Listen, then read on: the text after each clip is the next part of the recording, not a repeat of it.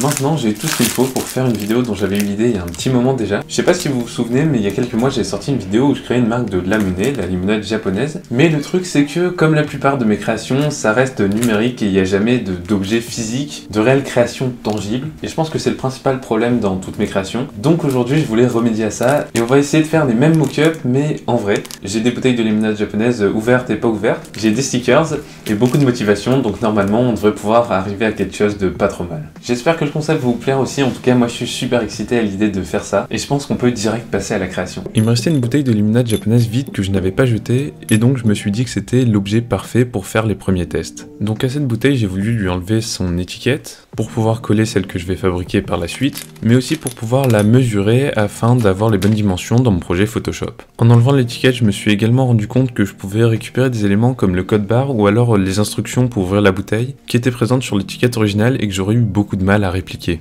Donc arrivé dans Photoshop, la première chose que j'ai fait c'est créer un projet de 17,5 cm par 8,4 cm, c'est-à-dire les dimensions de l'étiquette originale. Puis j'ai importé l'étiquette des mock-ups que j'avais déjà designé pour la première vidéo.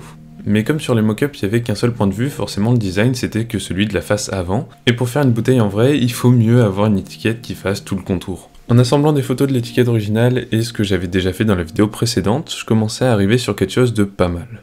J'arrivais pas à extraire le tableau nutritionnel depuis une photo, donc j'ai décidé de le refaire moi-même. J'ai eu une idée qui était plutôt bonne à mon avis, c'était de me servir de Google Traduction sur mon téléphone avec le système de reconnaissance d'images, pour récupérer depuis la photo le japonais qui était marqué dans le tableau et à l'extérieur du tableau, puis me le renvoyer par mail pour les utiliser dans Photoshop. Ça a vraiment bien marché, ça m'a permis de faire un tableau nutritionnel assez propre. Après ça, je me suis rendu compte que la qualité était vraiment pas terrible, et ça venait du fait que j'avais créé un fichier en 72 pixels par pouce, ce qui est une résolution pas du tout adaptée à ce que j'étais en train de faire.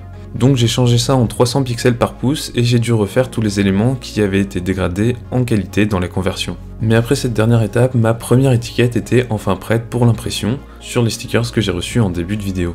Après avoir pas mal bataillé pour l'impression des feuilles, puisque les stickers c'est pas vraiment des feuilles d'une épaisseur normale et d'une flexibilité normale pour une feuille qu'on imprime d'habitude, donc c'était pas forcément évident d'arriver à imprimer sur cette feuille là, mais une fois que c'était fait il me restait plus qu'à découper.